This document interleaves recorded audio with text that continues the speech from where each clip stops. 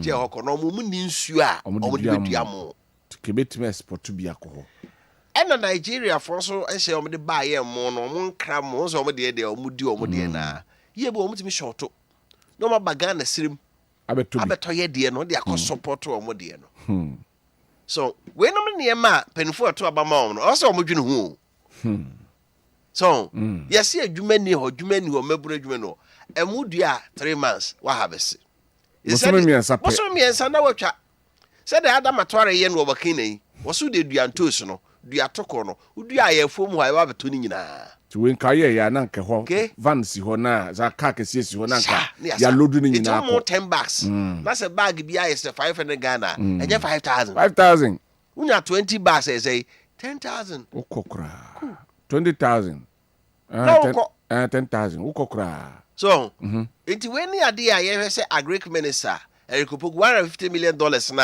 na ye ka say e ba no your regions you omo area timi dua sa mu ime dey eyeyi enye koko a okodu ebedi mfie miensa no asase ate enye body ebedi be ya fia na abanche we dey mo bosome miensa na wote iti said your omo ka no abanhwe ho asem kam Ghana World Bank deepen tie to support 5 key sectors we ask Kwabena World Bank omo say Ghana me hodo be menum bi ho a omo be boa ma yetimi apage ne ekwadwuma saka ho. It is part of it. Omo say e komo edokoro ye ne ahokyere wo ha ni nyina no ke so inflation na da ka se to ne mu a no na ye duane average Ghanaian osori anopa de e pa no to I said duane ono de no de duane apart from duane so be froka and then a mobile phone be ka ho and yes these are the 2 key expenditure ka obefra kwadwuma e de aduane obedi so health alert influenza case on the rise Ghana Health Service ask public to be cautious upon the adwuma coach say influenza ya de on say ba eyewa na ohimu sonsu ya de na yesi obi ane ne din no category of people bi ane ne din your influenza ho your cold ho your flu ho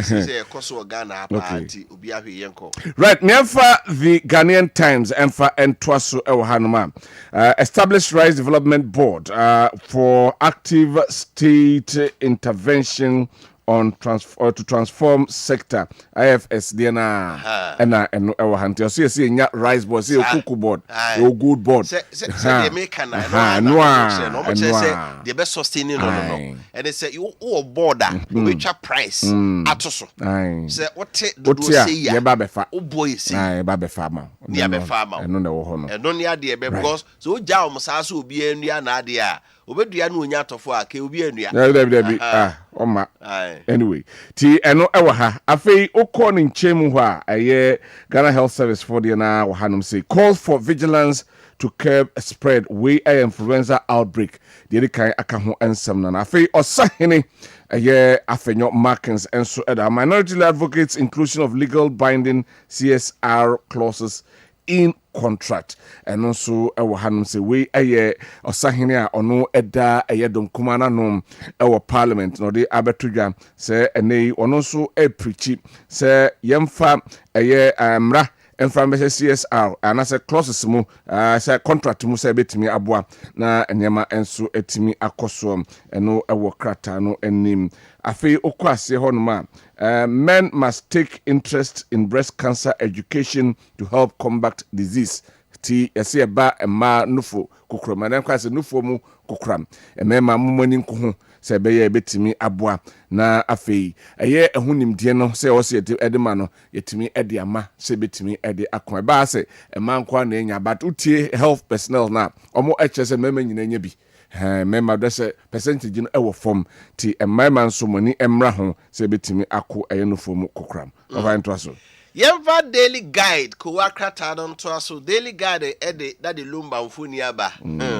manso a ekoso ewo na chi no o say that the lumba case not into widows fight jese that the lumba ne ma omo kire se omma menum na enya jom de omo nkom to ka akoso asewa no ma no ma beka so mde o ma me kwa ko no mfa ho mde so mo so papa nu nyam ye kama ene hia wo mo eno busa social media say eh dimu nim so ma me no kwa ma mo ana you know kwama yen onko no ntokwa. Then the guy cry I was say minority raises red flag over 80 telecell merger. Enura ekuketwa MPP brasha for friends and chofun shemu. Say Sam George anama wo tuo say 80 de na kay Airtel Tigo. Ye di ka Airtel Tigo. Umantimi anye. Ina ekoye 80. Ebe 80 anye yi. E say on person ka 80 any telecell boom na e ba ko. E don say dey bi. Enyiwa ko no ma ho de wo from. Tu ka bom a e ya de kro no a. Ti ade na company bi person invest $150 million e o 80 mu. Ye ma onu mo invest. Na nka 80 no stand alone. So na the near company say MTA timi ya omuntimi nye no. Bit ma challenge come bom sa akekede a omo strength na that's why then e wo form ti omo che say ade ne mu orem on say emu na ho contract ne mu orem emu na ho fine because according to the minority that's Matthew Nyindam no na ebegina ho no ma okasa say 80 as a company na work no the $150 million in a buy and telecell for the 50 million. No wa just 50 omra no mechiremu ye cause Ghana ni pa be the 150 million about some pen 50 million. 50 million telecell 50 million akwa 80 bro be the 150 and no kra no 5 years plan on my 5 years na be $1 billion na ba be wurem wo se there be ope 15 nti omra mechiremu to me me ubusa madwen kire pa kayema 80 no agina ne baby na investor na wurum no wapagya no na telecell agina ne baby a kabepe okay si e kwa kawe mu mienu bom na se still ha no omantimi anye stronger adekro Ghana monopoly adekro na it means say bibia be one company telecommunication company ba kope adekro na basike mada investor ni wura etetigo num ena otimi pagya no na telecell for so no wo so ye pay company betumi se wura mu a so say bibia ha dwene pa ye internet connectivity to be able to move to 4 and 5G no and na sa companies no many infrastructure to be how we are unya o 3G ya to drop back 2G kra so tini nyina ko nyina ba ko so a competition ni ho a and they see for that ommo no ho so kra ntuka etetigo bo manye usa beka etetigo na akabo mu telecell so ba ko no fi Nigeria ba mo ko no from say glow omo ko weje okonu krum ba ko Nigeria so glow su jina omo je adwuma papa yes yeah die hwe ne meyi Jirapa CEO's mother Elisha Mama gets life in prison. Okay. A friend Jirapa Bibi. Birafi.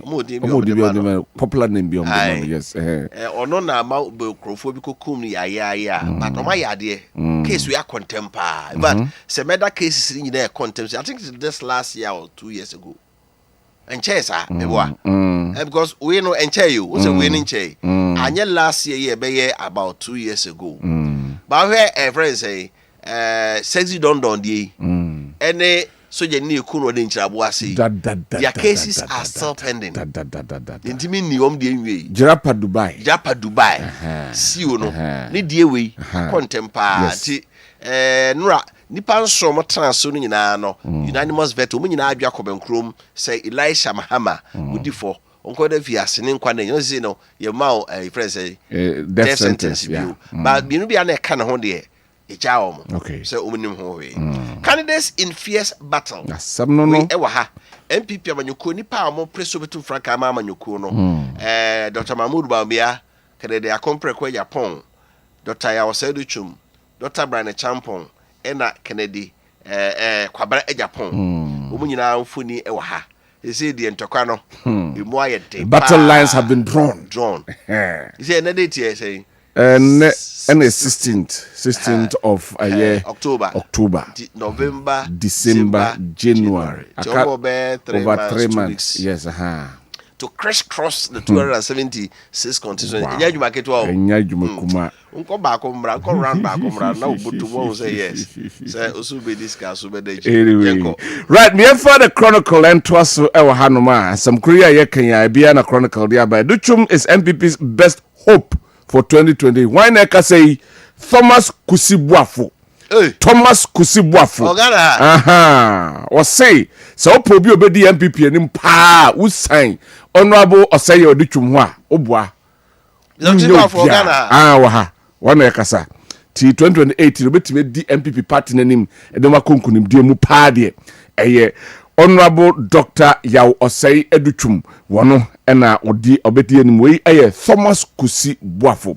Ano eno ensema odi atu adwam enso enonom Brian suggests freeze mining for 90 days eno yedika ka ho asemendra ewon kran ono so ebona pro no no de betudwa se amanfo eka se enei state of emergency on the kobesa yesenka ena ediokron ena aban emfa en suspend all aye mag anase galamsey mining activities nyina no fa toto niema na ehwese nsu na ni bete yensase ni behase na ye reclaim na for forest no ya reforest na ni nyina atimi akoso eno aye bia krata no so akacha ode aba animu yeah the daily the dispatch na eto so dispatch the Omanpenis Excellency John Dramani Mamamfuni aba was say Ghana to establish green city project across Greater Accra, Volta and Eastern regions. Ha ti unye ni nyina opo ano why unye nyina opo ano why because amani bebre no aro green city project okay move development called the hinterland yes and Cabricos when you captain free vision enko ya musukro ka Nigeria you captain free Lagos ever go he Abuja American capital in New York e wo he Washington DC now hinterland timoya na mo ye enkra ene Eastern region baby bebe enkra ho no nyina awia na migration obi free esoro ha no mo kwase bi e kofo mu wia no makasa cry is choked anyway a claim that men sucking women's breasts can help prevent breast cancer is false. Hey, Dr. Florence Dede. Hey.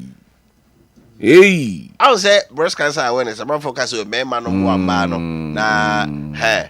I say no correct. I say akwadamum. Anano yeah. Na social media so na san all this has him too jano. Also doctor onim na adwuma. Also science stress akwada any oba na what that interaction and that's our correlation no. Me man say doctor onim na adwuma. Ya jomo ye from also onim na adwuma. Some more can just onim. Adopt a supportive approach to help Ghanaian business. KGL Group Executive Chairman to media. Okay, and also Ayenko. Right, in the Yantraso Hanaf Daily Post and Traso Hanumna. Daily Post as a President Mahama to host Granada Prime Minister for bilateral talks. And no Hanum say Omanpeni enche one Granada Prime Minister PM. Ebeshia Nafio Omedi Ebenu Enkomo Ea Mine Munu Edi Enkomo. Or say a friend say a Kwabena Minta Kando honorable on Symphony Ewa say Kufuado government made no budget for over 13,000 nurses recruited in 2024. A Kando and some of the 2 January or trim some minority in some no canon and Twasum when you know because Omoka say Yama clearance a paper keke. Na Sikano any idea no now my clearance and re no man look at it. Kebia Fanto say Fanshom Tomokrano Maba. Sebomo hu adwuma fo no mobo eye workers no mobo omo ya jinso nkom kotre fie na ekire omo mfo ma na so omo nye dwuma mfe kwan befa so eno ma hwa ma fa mu be 7,000 nti enei say MPP4 minority ni ba abonto no bekasa no kura wo mu ena ode atodwanom eno ewo ha afei NPA must stay ahead of industry through innovation and capacity. Energy Minister and the atudwa say MPA4 said bia am komanim eba oil and gas ne power ho sensem no ho ni krone ba na omomfa ne mafoforo emra betimi aboa we ensem a Energy Minister so the atu edwa yemfa the daily searchlight ko wa krata non to asway or say President Mahama woos Chinese investors ɛno ɛwɔ page 8 page 6 gratify to so nsia no na so mampani excellence John Dramani Mahama on China investors ne kasa se Ghana de hadwo bebi adwuma o ha ekoye pa onya daily searchlight we ewom giving nkete broilers to political rookies will lead to failure Western region poultry farmers wo ye poultry nkoko e wato e mantemu no ene omo kasa nkoko nkete ya mampani ma shebo no eba ne wono mahunu ne se ise omo register NDC chitafo nkwa so they say amanfo aye krado pebio ba wunya bi akoy party ma aha eno na omo ye pot nko atoy mantem je say sabe ko ye party for ma masa adwuma na nye ha nti Ghana bibia ba na ye de aya amanyosem no ye hwe ni ye pa nkoto kokon ketenkete no eye de mo nim kokko adwuma ye obi opeso ye bibia manye kokofu board bo Minority slums AT Telcel merger says process shrouded in secrecy. It's illegal to record personal sexual moments. Cyber security expert. Yo. Over enchirme. And nemuntie mrantie ne maba no. Who dim paso ago bone no a. Tuma kape agro no. No maso Atwegum fidi so mema na pa neta ayo odo oba bia kwose baabi no watwegum fidi so dachi bia oba no jijiwa no a release ya ba social media so be go animu ase cyber security experts ne kire se o sabe oba ma no oba na ye mu nsem no ekuku mu asem se okoye bi na record a etia Ghana mra ye o mai mra betim no wati timu amoye bi no say no omo ba mo so they going to flash you out to mo hweye yanko right ma yamfa paper etwato emfa emra na no the new trust eno eho ensem na yeka na new trust say I will never accept defeat until EC declares result Kenny Japan wono so ne to abono eno de abetodwa se wono wonyin tumu se wodi nkuguo da gise yisi ababonten the resource no the abam eno en to abone bia wodi abetodwa senti okan sa no di nchemu the ebaya no eho ensem ewa ha Alliance Movement for Change to be outlawed as political party on October 16 ne yo ti ene owura Kojo Alan Chermatin wono ese the Movement for Change last election no wadi ekujina ase to bab emano se president no say de wodan no amanyuku nti ene obepa ho entoma eno ewo hanum senti owura Kojo Chamatin wono emfoni wo hanum eno eho ensem enso ewo hanum a yade eho ensem rafei Asanko Gold commissions 2.3 million Ghana cedis multi-purpose community center for Manso and crime eno so eda krata no enso enim MPP lost 2024 election because supporters failed to vote Dr. Baumia and Eka say 2024 election abato na yekoye na MPP for din kugo no supporters no na say bi omampia monten ankankoto to mamo fanko shobia we ayensama Alhaji Mahmoud Baumia enso ede atudwa minority demands Mohammed's intervention and full probe in the Telecel takeover of AT deal we yedikan enso aka ho ensem ofa yenko dwa so yeven ase kese ma yabo for opana phones ne easy buy adaruma o se beje odream phone na etutua kakra kopem so be chichi awie obi aye bo ho dawro watumi ka akoka se nya atro ene eka nya atro ne edi ne ha if the Bible say di nim ne eka de ehun so ne di ho adanse se Saupe Samsung, Itel, Infinite, Techno, and the iPhone ekura. And de nyafe and abe pisika ni nyina ansan wakwa akoto. Mode ya akọ na kakra bi ekura wono, wo de koto ase sika. So ho na o de ko ese konfo na asida ne kaka mu anye ne to ase sika. Ndi to ase sika ne de o de kwa na yaje. Na afi o se phone be na me pepe Samsung na wo gie no ho kai sei nti so otua nde bia ebedi bosome miensa na otua na otwe a ebedi si na otua na bosome a ebedi si na otua wie na yin solo app no e wo phone no so enti se obi na be send Odi 100 Ghana. No person the 50 cedis etua ne phone car. Who pay 50 cedis na dey. Akoto app no so. Na app na ka tell say na ka phone no ka 800. What 250 ka 750. Sao, no kosa. Who say wo no wo atua wie. For ane board dey anka wo pesika pudu akoto no. Etwam. The so kokoje na etua ne kakra na mo ba fa Ghana card.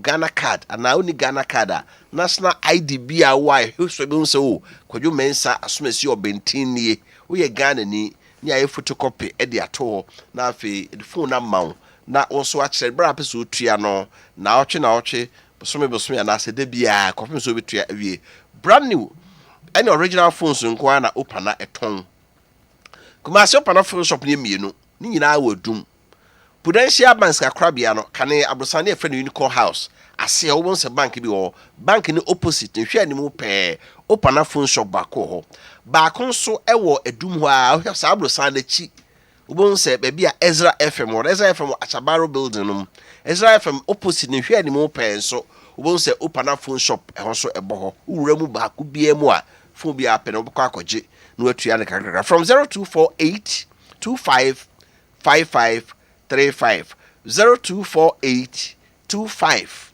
55 35 afi 0200 866 455 0200 866 455 so na kwajo de ni what scientific herbal hospital Dr. Nimo enchen na yedri no se du ho no mo dia yade bi adwane he wo fa ne pieto no wo se o kokra ni nyane se wo mo abokui pa fa e ba yare hwemu a na se empitu emema ene emma mo bema ne mo ba no ho ene ho atochema che bia wo ho bia no fa kodan Dr. Nimo na wo mo se obema na apoma entimi empoma peso sipola entimi ensi oye na nkwamwa ye gu ho no ma ye kan 1 2 3 4 5 asa ni nyina wodi ehudwuma wo ba no ena sebi ohaw aba ho sanso ena wawode no ena problem abamu ebia na fibroid ena aba betom ni nyina no Dr. Nimo etuhu anamon prostate ena hawa na chese wabomodin na wakọ no waboa sanso ena wosa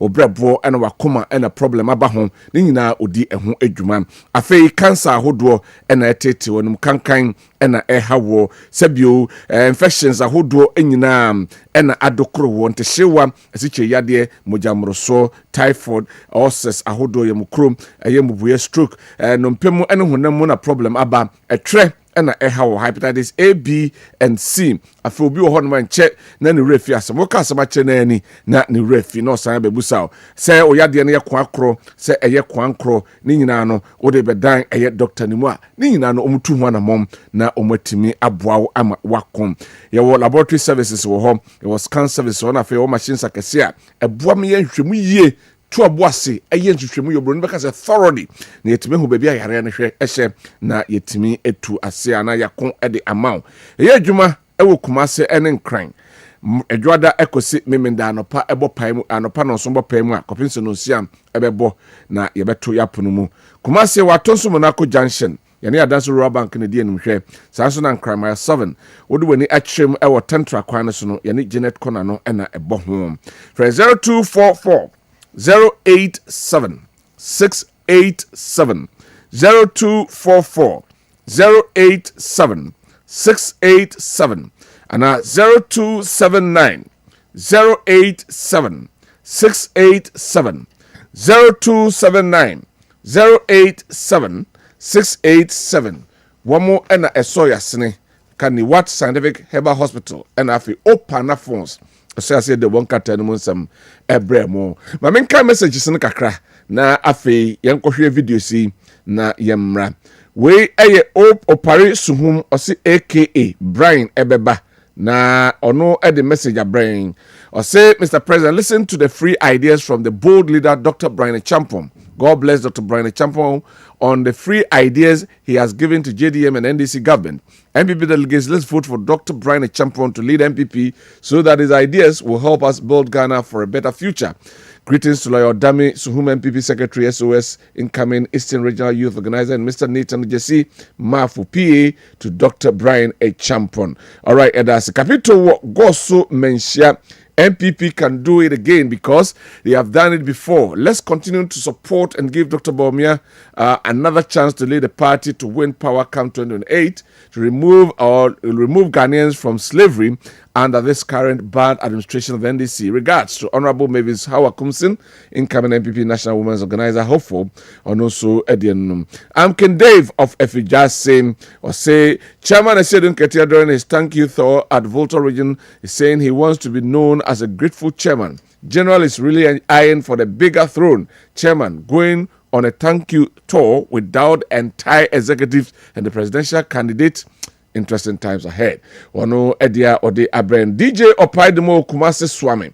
I say I'll plead with MPP members to stop fighting themselves because later NDC members will use the same words against the MPP as a party. Greetings, lawyer Chichi, Deputy Secretary, Ashanti Region Dr. Mahmoud Bawumia, Chairman of Dunho Kweku Apia, Honorable Masolo Subuache, former MCE Swami, Chairman of Usu Bempa in China Doso, Yemfensi Ha.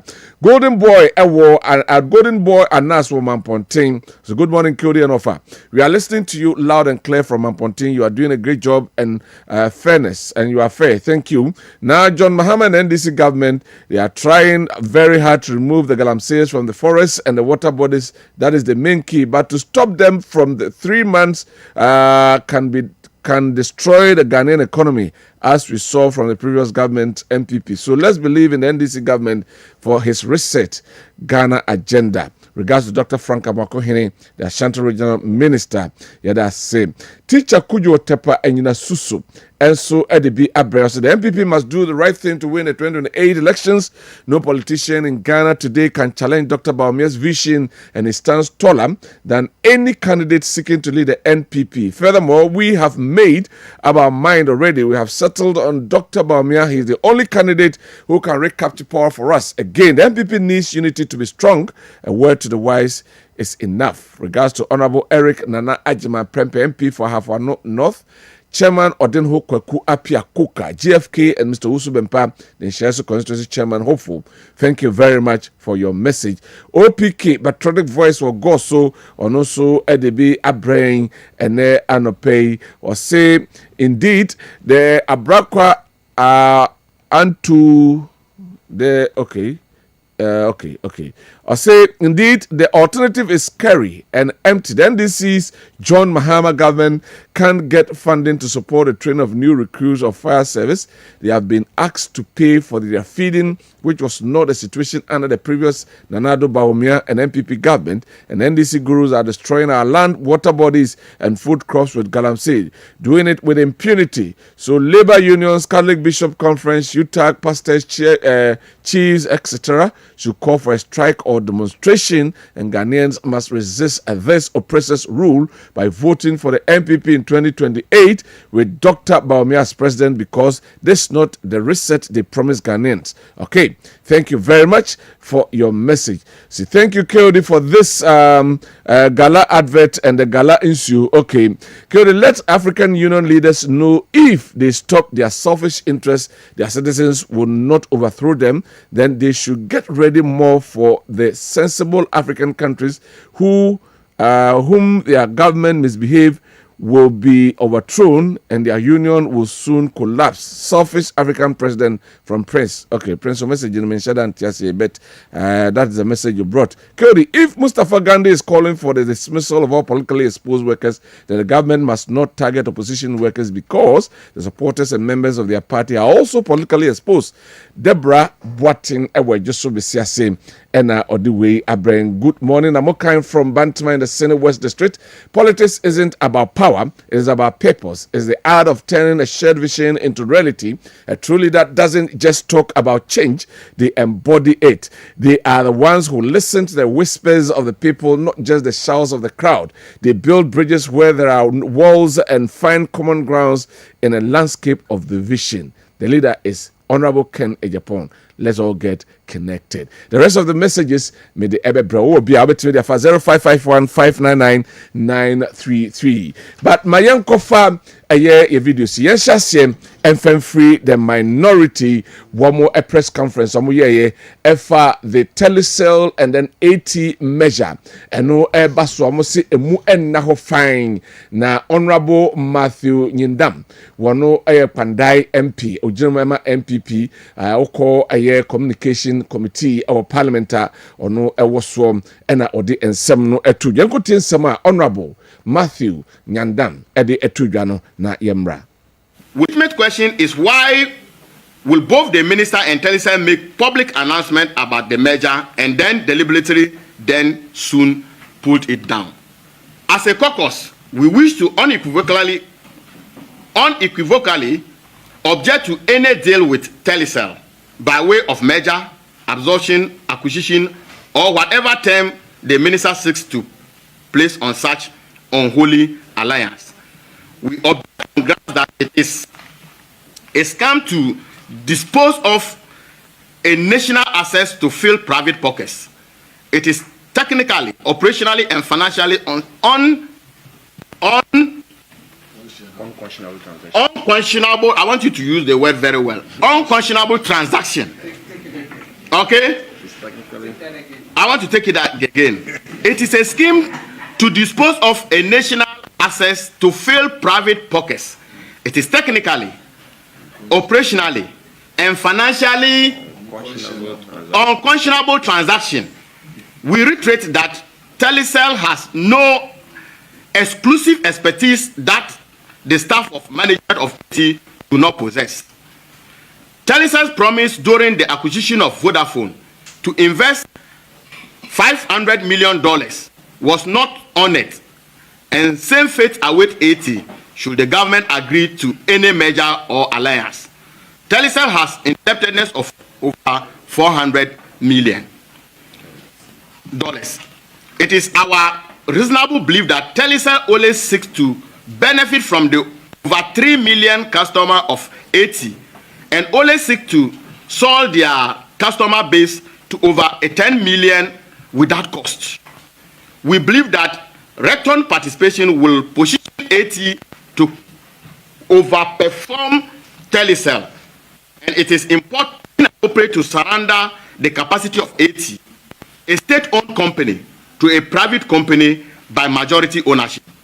We object to this transaction because there is no clear plan of safeguarding jobs and livelihood of several thousands of people. We Honorable Matthew Nyindam and audience some to China brofo mudu sometimes brofo mudu the MPP version of Samsiahin. Also let me take my time and pronounce the word well. Samsiahin at the same frank ono sama odituja unconscionable brofo no bi ho mudu brofo ba kwana ne kam de pa onalarium neka yede papa brofo mudu ti ebi enonom bi ohonom a na akoebia ntia no honsam ena Honorable Matthew Nyindam wono eye mpesuasofo a ewo eye kwandai ewo MPPD mu ogina eye minority no enimu a anamu a ode ensam todwa take over eba so between telecell and afi 80 no ode emu enchemu sentia ewo se abanya abotre no hwem because emu enna na so mu enna ho fan no ode eho ensam ede tudwa ede ema yenko Honorable Brian Echampong a MPP presidential hopeful for 2028 ono ebo apro ewo enkran ene important ena ode ensem ede atudwa de kan ode atudwa se enei okole se eye presidential campaigner omo eye no obia ma ne kasa ho enti omo enkoye kasa twitwi a oye campaign a se bi ohwe no wanfa yonko enim endwitwiri for man kan sem money amfa yonko ho yenko ne kotin sem Honorable Brian Echampong edit tudwa and so to abo me boy no asamba kope na me ka kire omanfo edikan yen momodia ne kan yen ho emom yen United Party no mo de ba me say the campaign na me yen no afani na no me campaign a ese won't meeting a come abom etoso ni me can say discipline how be able say amanyoku na no emrani nhihye eda ho ai wo so bi ediso mpenpi no nhihye na eda ho no mpenifo no kwa leguso nyakopon ya madomom de mamya me de mehwe say edika me ni omanfo ni na be kasa ye kasa wie na wo a wo be fo so be to atuano eno so ye be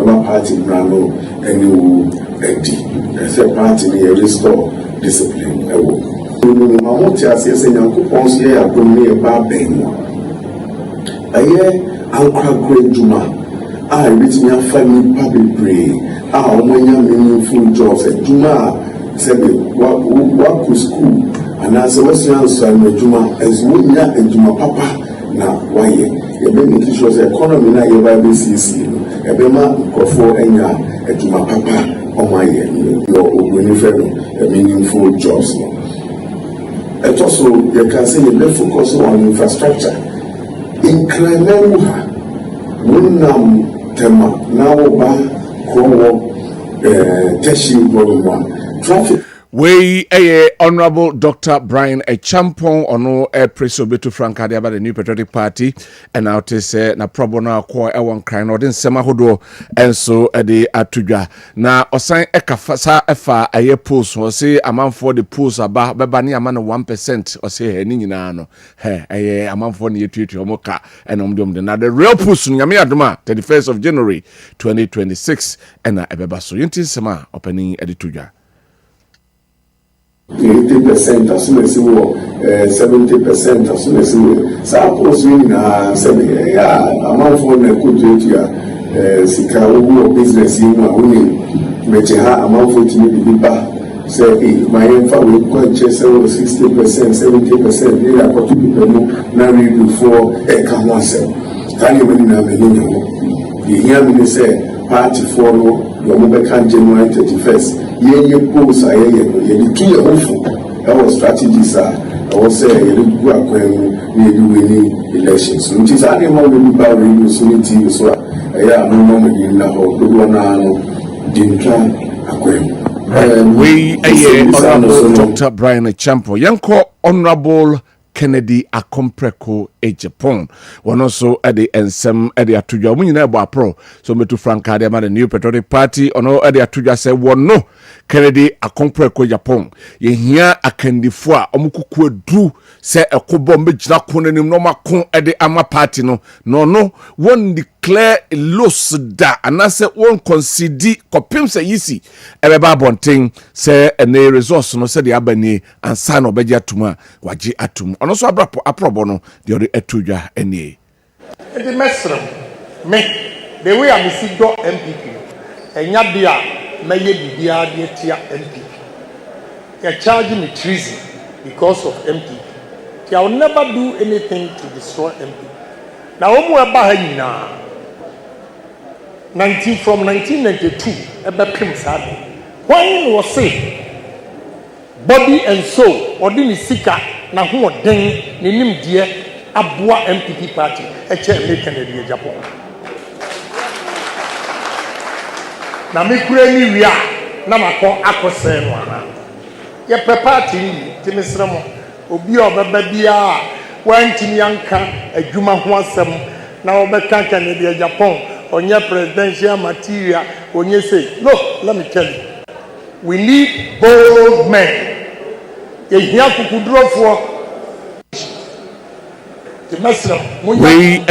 Honorable Ken Akompreko Japan ono and out say ordinary to a grano and so and Brian Champon SI can some edifa and nay obia sorry in declare state of emergency for galamsey no one no adding a proposal about so no the yanka yambani every galamsey activity for 90 days since your can sanum inkutin sama Brian Champon at the etudwa state of emergency 90 days I'm not talking about even a state of emergency 90 days, rainy season, let's clear our water bodies, let's engage how we go back to mining. We cannot stop or repair the tie or the track of a moving train as fast as it is speeding, we need to agree, and I'm not talking about state of emergency, that mining, regardless of where, should stop now for the next 90 days. Let's regroup,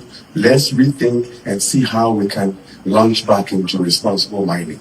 If our food systems are being poisoned, and we just look on, that we prefer to make the money, the people will not be around in a very short time to try and address the situation. So this is something that I believe answers your general security questions. Thank you. We Honorable Dr. Brian Champon on Galamsey in Tokwano and our ordinary Aba Abebom Yanko, the former Vice President of the Republic of Ghana, Alhaji Dr. Mahmoud Bawumia, who also Ashen 276 constituency tour. Now, Koshase was Sene, Mfanso Oshase wa Bono, region more home now, or the Ensem Ahodo, and so a day at Tuja. Now, the Kankai say, and a campaign, or say Omoka and Semwa, a day in Kabumu, Ebeba, say be a partner, ebe moi, ne emu enchiche, and sana Obamoding, and so the Niswadi Hunu, and so a day at Toyankuti, Alhaji Doctor Mahmoud Bawumia, and Sema, or the Etuyomra, or Shase, our Bono, and Montemu Eho. Media me ubia me pen kabom pa eninti me ye me campaigner me nkasanti ya ubia me mbo ubia din me ndidi ubia tem me chirema dwin keke emamo enti udidi ubia tema mu wie election na wo se beboa me a obeba omba enti me kase ubia o kasa mami onsusun kasa man di obi atem meso me pese me wia mudi franka ane chemensa meka menu anuma meni omo ekwa kansi ni nyina meka omo nyina abom na etimi akoiko G2 no ewo ye election mo kukurudu. We Alhaji Mahmoud Bawumia in some of the Tujafe or the Onuansun vision at the Etuja Sentia Nay or Presse Yentu Anasa Momana Quine Nuntu Franca and Fama the new Patriotic Party Yentin Sama or Sign Eka at the FA home. Now Ushe Party media a Juma me ye party me by the last 16 years. Me de me ho abo afore ama party 208 na me wo Bank of Ghana na me ye omo penyi governor no abedi chiri penyi no abedi chiri deputy governor of Bank of Ghana ena na Akufo-Addo befre me o se mimbe ye na abedi chiri samre no na president Akufo abedi 8 years na nipa bebre cast chire me say mami njai me ejuma no na mimbe ye running mate. Say no party are breaking it no enti me ba yendin kunim but me kanchire omo say President Akufo and appointing me deputy governor enti MPP here say me ba abeboa na yenya letimi din kunim a mentimi nkase member enti me resigning me job e wo Bank of Ghana e be ye running mate of the MPP. Me baye yendi nkunim so me hwehwe ejuma foforo me benya ejuma ewo African Development Bank omode me ko Zimbabwe se me nkoye omo penyi ewo Zimbabwe me wo Zimbabwe ena 2012 beduye ena Nana Akufo-Addo sambaye o say minjai na membrefie na membeye na abedi chiribium for 2012 election ye president of African Development Bank Opamecho o se mami njae ejuma no ofre President Akufo se ono me nkasa se mami njae ejuma no emba Ghana bium but me kanchiro mo se since a party no ehia me se me mbrambe boa de me ntimi nkasa memba me resign here and me samba here and me be ye ejuma as running mate ye bae mo nyina anim se NDC for omuko wie mo ewo 2012 eninti ye ndi nkunim so ye call Supreme Court Semokai UN We Alhaji Mahmood Bawumia ensem no bi ne nema wayama party nti ono esusu se nei omo enhwe eho na omo entoaba emfa ema no na ometu franka emfa emma party no mame ko fa hwansa na minti no ansa ne akodwa so ensem no dodo na atodwa ofa ba minti o na afi yenkodwa so mra ke omo de omo kan de o say internal politics no ye di ka kana ha say ya na e madi omo ye omo fi pa and Brian asema waka the Dr. Bawumia kan say adwobreo so and I can so the strength so wakukudro I on about betie agina now no the unconceded defeat that confirm say e be declared e be kind the last ballot we ono so de no so nti normal us de bi ameta aka se ya na candidates na mu no yenta antika se Bruno free omo. That's right. But how to control their people? Because social media so mo say abronye candidate na kwesi kwa atin dia bewum na abo papo dia bewum so nti omo gan chom say wo be adwuma ma me dia mpese meti sa asim bia dey efri unchen so if they do that omo internal contest we be bosme miensa e to be na no ye e kwa few wo so be dunie e to about 7 December 7 December aka 2 months na eduro so nti bosome miensa on beto de e chekura ni nyina e be ya adwobre ke na mpesa me ka asembi on say fu abo no e ye say adrobafo ye so mo toto transfer femu a ye so mo nte so ne ade no sei Kumasi adrobafo e twa passengers abepa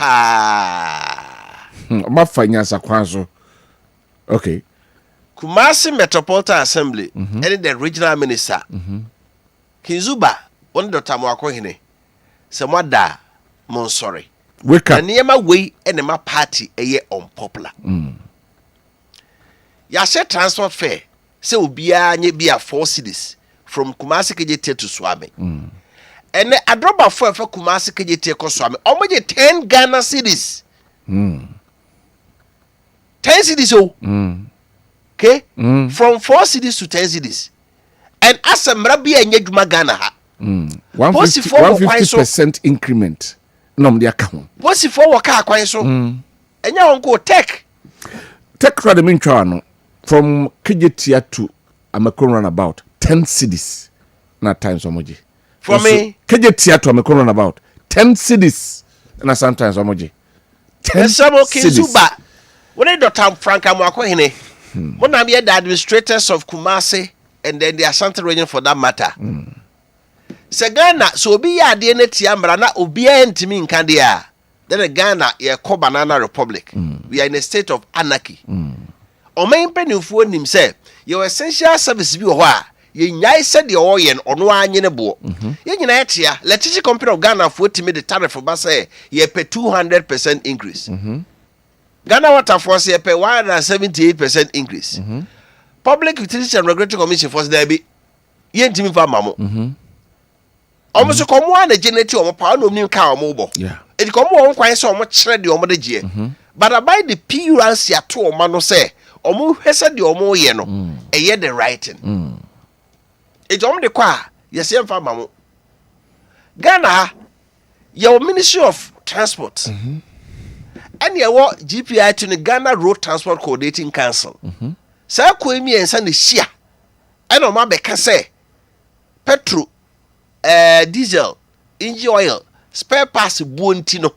You ever transport face in your day and kahon. Ni assist driver for you now for juma. Say a driver for Kumasi, ye juma free Kumasi no. Omu nimra no so.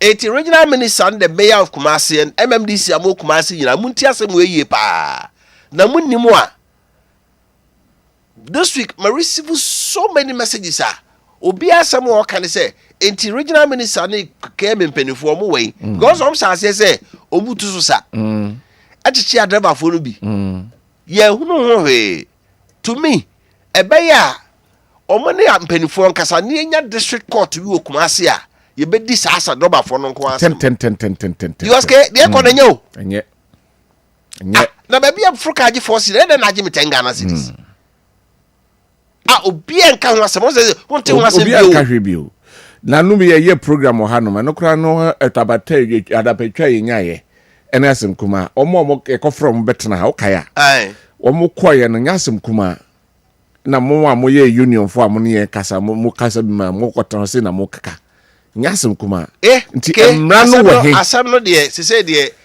tan enro woman ba ko on the bank ahojo nto aso no sa ahojo nto aso no ni nyina da so ho kane no se na omo ya ye fa obi ya ne akosiu atenga junction na o ma sa pai se de wo fro no ani aka kire o se ahojo nto aso enti udu ahojo a obesa ato aso se omo fa nsuro osie biewo kane osi mu a o aso ye ya na o sa pai se de o so wo trem odu ahojo a ya beji usika ni ya sa de wasa ato aso and nobody is talking about this. Obi en kan ho he. You drink kasa GPR2 for na enye. Gonya boto you no nya na ehye. Your our form do no me you no bi akra o nyina ye bi. It that impunity na omode tikumase ha driver bia afroka na otumi bo bia edura nwumra ne titu rush hour time no de. To pe bia no oje no. It authority okumase muntimi nya ho he. Yo. Muntimi nya ho he. Yo. Di esemo GPR for momo de mbatimi akasa kire mu koma proto abetimi akasa kire mu koma but the greater picture ne say omo nka uni obi a hono so wo kasa kire mu koma no ye the right thing na omo wa forum no mko obi a ngu so ya still ade ne to nya den entwa esa ba yi references skill zero eti de beba say wa we ade GPR no onko jina ho obakwa bonte no so akolodu bi eti esrem regional minister and mayor of Kumasi MMDC sama kani nyina amanfo obom wachi se Kumasi amon panifoi ma dedin ya ma passenger fo twa omo abe be bia ye 4 cities osa me ka so am kra de cheche wo de kra de ikra you say time no ohun se nipa domo aba ebu bi opebia na oje it's a high time say moti nipa gum and the mobile phone crew be able to record obi anytime but for car be a number so once sisa de we ya no a it's making the government unpopular yo asema make no right wafa na wote ne nka no ono edende ofa nko dwasomra na afei yentwa bejafo no na omra mede nka meka discipline na ekoso ya ma sei sojafo ne matemamfo no makasi ani na tinten manso nyankoma sei esi ema omoko ede na ye nation ni ekoi emra nya adwuma wa ha na say sojafo ba aba reclamation omo amukro na mane nti omo mpamo ne omo aban atu nipa so momra no mbedi dwuma wo ho si ya mama mane say ye be reclamation ti mompene ema mo ne mo ne sie ni ni ana constituency chairman beka say antalam say for bo man kan che yo what nation are we building? Do we call this the Republic of Ghana? Of how they enter so ti emra na enye adwuma no say na kakra man Nigeria say aye yo ho no yo ye ka yo abuziafo Oka Deco Sebra showroom. Now do Oka Deco showroom wa. Or say now stop whatever you are doing and listen to this. Come. So my bem Oka Deco showroom no. Wo mo bem pa Sebra. Kumasi asokwa ya utie ya. Na ukumasi ya bra sokwa ya. Na be showroom. Fat se udru ho a wa hwe ya. Sika ho wa bensa. Enema be fo ni so. Go sinema ni bi efe. Latest niema omudi abegu ho no showroom ho no. Who na he sa de na he wo de wo dem a who say so de osem be so Kumasi mo nkran wo say no mo shop no super kra na kra de ne so say Kumasi nso mo bem say ne ma de be siesie wo dem bia say ye nkonwa say ye mattress say ye carpet say ye flower say de come to Oka Deco na wura mu a showroom obon sampa omo azoye. And this episode, dear be a so back of this abbey copy subsum beson, the 1st October no, a dear be a requacotoro, a cad Oka Deco showroom no, or more 15% discount off near Treffrey so amount. Now the call. In Dudra Square, or many brewery and a deal here no. There's our channel also said the offer lasts until the 1st October. Come to Oka Deco, never torn near Masisia, so fear bay fedia, Oka Deco, it was think home, think Oka. Right. And I come for North Teaching Hospital Oncology Directorate. ene Mayo Clinic USA ena Shanti Regional Police Service eno makabom se eye infiedu ho breast cancer awareness walk ena ene yede basom ewo eye akwan ahodo a ewo Kumase na yeto montenso akira manfom ese breast cancer no ene cancer ahodo no se utime hu ne ntem a anu asie ewo ho no mebetimi si ano kwan na etimi aboa mo wanya nkwa ekọ nanim ti enei ye yesa de no nyame adoma 18th of October ya memende de no ya 8 am ya sha se Okomfanoche Teaching Hospital na fe ye 12 mountain so na ye awareness na wa wuhunu samanfo nam krom nam kwanso na yatwem mume na yatwa adwen se kokrama hodo de to no fomu de to hini nyina no ewo ho enti se wota kokobra no bra no ukokwa ya sabia na hwemu a ebetime sia no na yaboa wa na chese eho ensem enonom na etre da so eye timely checks lifelong chances se embrano brano utimi ahwehwemu na se wohunu a etimi boa ema wonkwa Nyankopon de ama ono ekọ nanimu na yakọ work ni nyina awie no na yakọ akọwie ewo Kumasi City Mall eho ena mpanyifo ya omabokui awaya hwebrim arase emu ebeye clinical breast examination ade ama matitu na eho no so omachire mo kwan ambefa so a wawo ofie na so nko hospital kra obetimi ede won safa onofo no ho no ho se bia how bia bemu a no ayentem na wako ama yahwe ama tinyame adoma 18th of October nyina etu afa mountain so na ya critisa awareness ni Kessben University College so kai mu amowie senior high school say admission no go so a omoye say unya 6 credit passes nko dia English, Maths and Science core subjects no and elective subjects mean so ka ho na so we mature se to nya fie do nunum so a wo se also bon dia bra omoye course be say Bachelor of Business Administration, Accounting, Marketing, Human Resource Management, Banking and Finance. We have options I bet me choose one back BSc Information Communication Technology, BSc Computer Science Entrepreneurship, BA in Media and Communication Studies, BA in Politics and International Relations, BA in Public Administration and Leadership, BSc in Nursing, BSc in Midwifery, BSc in Logistics Procurement and Supply Chain Management. Because on doso, mudi opese be abra na almost self admission form be ata multi credit savings and loans krabate be a bear will be ano okwa on site betimi enso akabi Sarah enso and a Kessben University College City Campus Dum Asida House in Shedim here na Kessben Media Kumase Dum Asida House and crying Kessben Twin Towers Abosano or main campus no contacts Lake Road anyone can say 0501 6373 0501 6373 0264 170475 or so. Kessben Travel and Tour and I see Anton Sam Fanfro and Anopay and they were to no hefa and I'll do any actually utu kwan a room shane and Abefan Quadia a home commatry a home as a missa a home aquantre. Honim die ni nyina no fa bedan Kessben Travel and Tour ye no betena se besim kunwa ne ya trebu ase ne ya checho ne mamu yie pa se be ya ukwa ho enkokyere wo enye nkyekere nko a ye san tufu efo akwantu ho sanso ena ye boawo ema ye toto ne ma edemaw o akwantu se ye ticket na wo pe ebedi ho adwuma ede amount say hotel ena wo pe bia wo kro no eno so ebedi ho dwuma enso ede amount flight no plane no kra da ben ena etu sede da ben ena etu breben ena etu kwan ben ebefa so a ebekọ akodu be bia wo kro no ni nyina no ye ho enhyehyɛ na yetumfo ede efa ho na de dia bebom ene se nei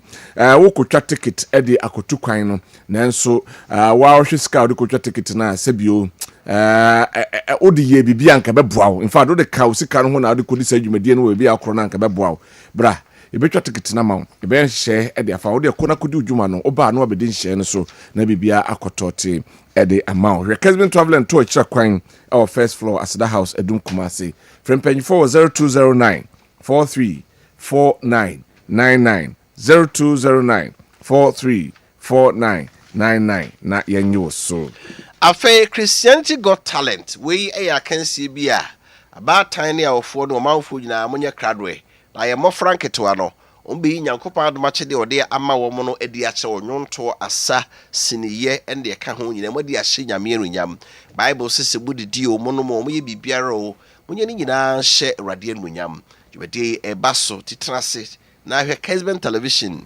edwa da biara anadwo no wotwe fi no wotwe ekro no won secretary got talent kware ya ba na odoma chede nyakopon de ama omo no omo da na die na edu ya wara se na ya wei ebe no miensa de yi ne dwada no wantimi ahwe bia na ya sesi so e de akyerew we Kessben television so na abenya no na wani beje ho pa mo hu se oba no so no ya be de bia hye no a engu so nsuo na entimi nedi Christianity Got Talent. So let your light shine before others. Right. Now honsam no. Of an person buso asamansa.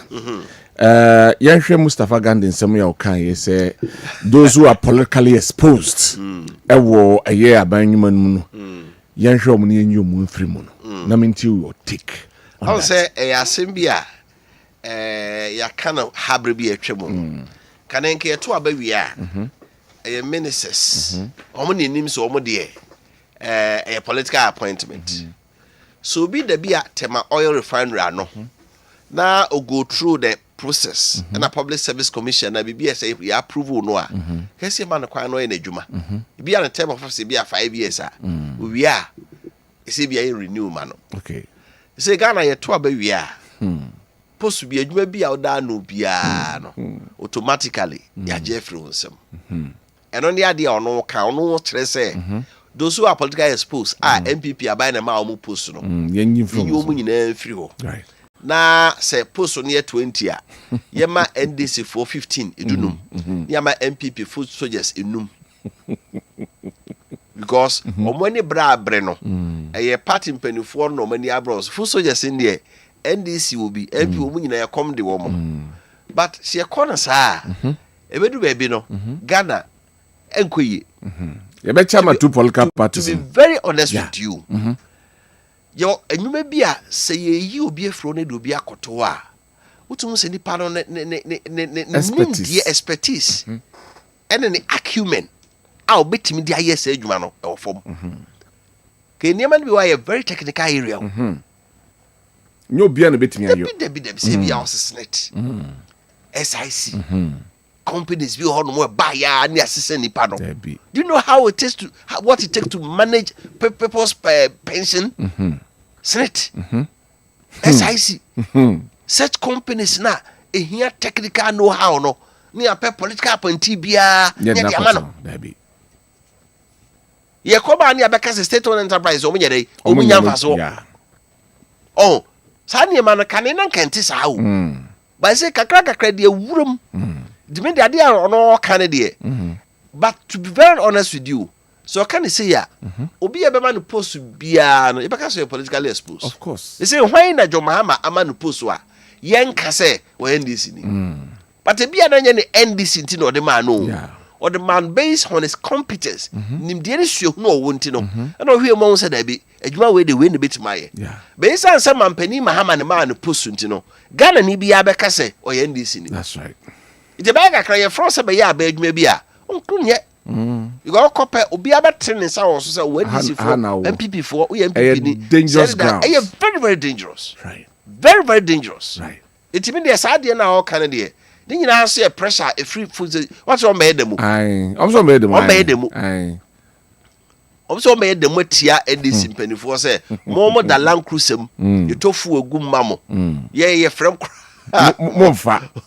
And na ma odi ahmetie be kan sa de nra say obi a politically exposed bia no ye nyini mfiri ho e be den na be kakra na say obi a so be politically exposed. Of course. Because omo anya post nyina dan say sort it position bi e be ba ya amanfo na ye expect ni enim say oh these people are neutrals but onya post say hey say na de na ne onomre anyway. Oh, nti oya ne saade e ko ne saade a and every 4 years or 8 years we are power na system bia no you see a clear benefit ni nyina but leader bia so de adwuma hye ne nsa ka enya ni such a way say ye be nipa no se do si ye adwuma ni yie no ne performance no e na kire say adwuma no wetuma ye na wato aso se ko that political exposed dia and ye kan no say aba adwuma ni nyina e be kakra ni nyina be ye to say politicians pepepe and e bia ntimi nya mfa so ma yen yo.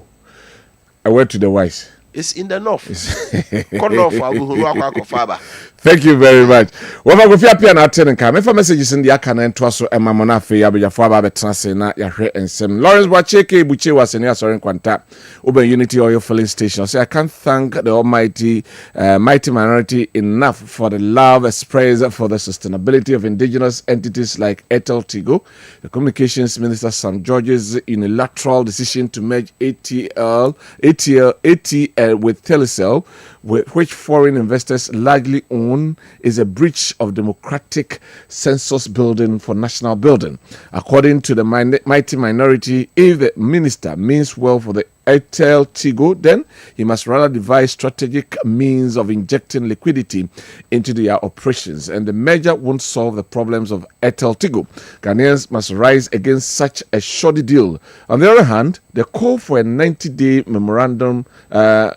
moratorium on all forms of mining by Honorable Brian Echampon is the right call, if indeed this NDC Mahama government is bent on ending the Galamsey menace. Yeah, that's it for your message. Benji, Mamefa Benji Diano and Twaso Emfa Emamwa. Benji and so Edine Diaba our Fancy Seria. So everybody has seen NDC and they are doing a great job except the propaganda and politics one. But NDC doesn't focus on the grassroots.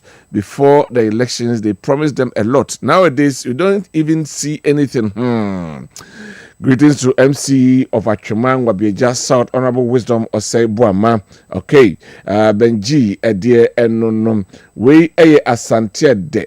Wasi President Mahama de oni China for no akosan de President Mahama ne China for akosai de ene Ghana for inyuma begu onkodwene hu abio we Asante de ena odi we abrayen Abbas Amogobo ewo offenses. The President Mahama's government is doing its possible best to make Ghana a better place for all of us. We only have to support him. Ghana is the only country we have. The MPP wasted their 8 years as a non-serious political party.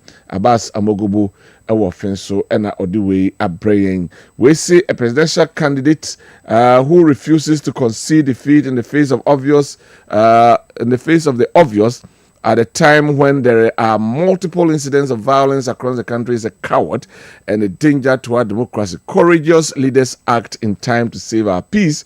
Michael Abuajim or say this is simple and Titia. Dr. Bawumia did not on his own decided to concede. It was the MPP's internal collation team that officially declared the results to the presidential candidate. The decision was made through proper party structures and communication channels, not on personal judgments of panic. Dr. Bawumia listened and acted as the leader to save a country and their over 36 million population. A true statesman, I will in any day support the decision he took to save myself, family and friends, and the country as a whole. I'm for Dr. Bawumia. I'm said Kojo Boateng in Shayeso constituency. I'm voting number 3. I'm voting DMB. Come, let's win with this great man. Set Dabang and Oduwe Abraham. Musaba was saying, essay, the 24-hour economy has indeed kicked off with remarkable progress from the DVLA's extended operations to the intensified Galamsey fight, where security zones have been remarked to maintain round-the-clock surveillance in prone areas. Other institutions will soon follow as the policy is fully implemented. The city is gaining strength and fuel prices have been reduced. This is what true leadership looks like. God bless President Mahama, Julius, Deborah, and a hard-working team. All right. Thank you. We see Kilde on offer. Good morning. I say, but you should understand that more of our politicians are empty-headed people because they behave as if they are still P2 peoples.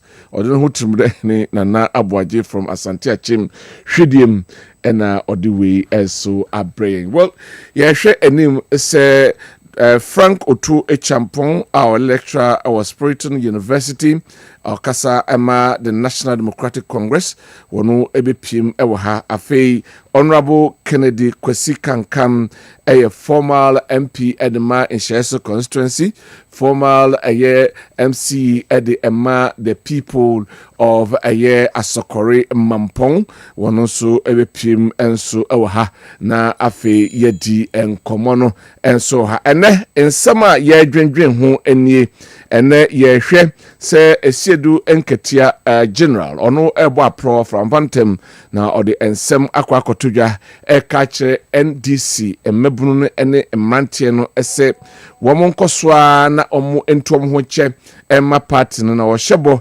se opportunities bebree ena ewo omo anima enche na afei ho ensem anase ombedi ye enche na for mampeni be reshuffle na for omo munya position no hwe position wo hono ma edoso ye papa ye kase ye chene nyina ma NDC fo a enye enye possible nti ebi beye bi eche na ebi aba beye bi nti omunya botre na enye den a womo enso ebenya womo echefa na mo abesom amagana etimi akonanim from Vantem and Honorable Johnson Esiedu Enketia on the chairman the National Democratic Congress or the Ensemi Ekotuho and our discussion. So we are going to look at it from this angle.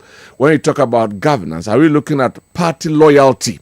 And now say share who can best fit and develop the nation. That's why we're looking at it from Angla Yebeshe Eddie Efri Enso Enono Eho Ensem Enso Ewa na afi yaka ho Ensem Enso Ewo Jumedi Enso Eso Honorable Brian a champion ono Edin somebody atuja say pools ahodo ya babonte no ha obehwe ne ama no 1% seria 1% se bebre no amanfo na etua ena omo de ba bi kura ba ne nche be ka che so Honorable me yenye ne se o no onye sa ne mani enni nyame ya aduma to the 1st of January 2026 and the real pools no omo ebeba na omachre na msi ono aye ne pools a ohwem na fom de to omofo no mo na mo a omde ebetu ye behwe ho ensem enne anopei ewo dwumadie so na yahwe se eye no kre se eye pools eba abonten no ye sponsored ena amanfo ena se bi ompesom de gi infena na so modi eda amanfo adwene enti eba abonten na se ya na ewo sunsun so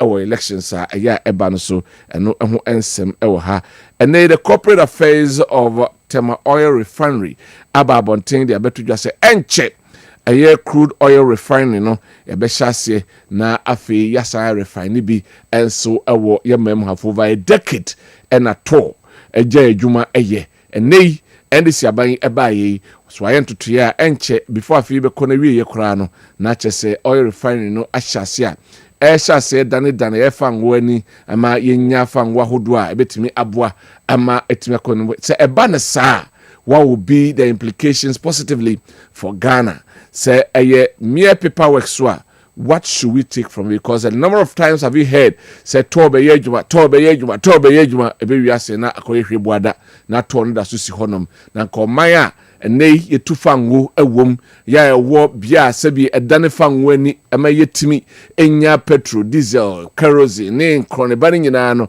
ene yeda so ekra edi free amane eba. What kind of a nation are we living in? What kind of leaders do we have?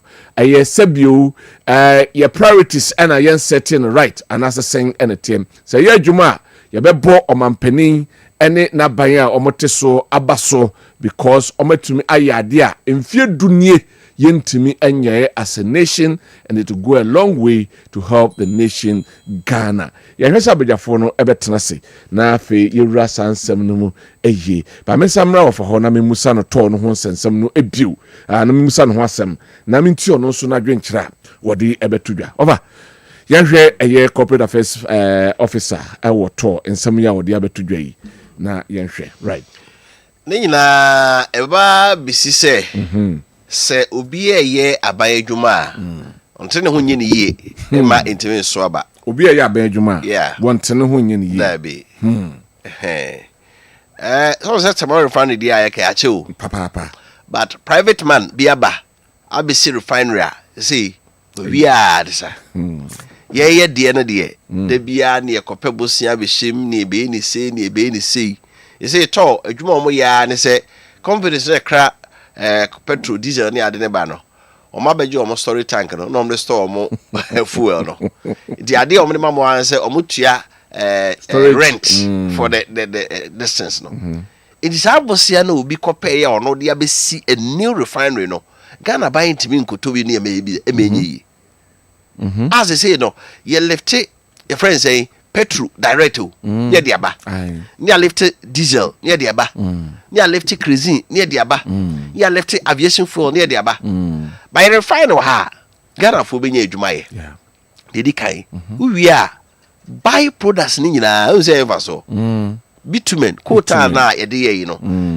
petroleum jelly the feno Vaseline near buy products bebre wo mu a eboa Ghana Ghana nyame ayadom am ye to crude oil ye de na ye to no ye cotton crude oil no e mankrofo wa abrochire na ya cry refine products e de eden are we serious as a nation ye to ha your refinery wa ha ni atam crude no de ko no obi ato no wa refine ni yakoto de refine no ni de abai mai mu ha the cargo ship kra no a ede de ye kofa aba no ba no se ka wo yes a value chain now transportation cost no free mo a ke fu abo ntima fom kakra okay di ke fu abo e ma fom kakra fom pa because ye fu do no I the free far is eneba it is ship no the crew no be wa no hwe kai wo ho a no de ba any byproducts se ka wo refine ade no tema wo refine ha ka obenya da bia ye ya ne ye kana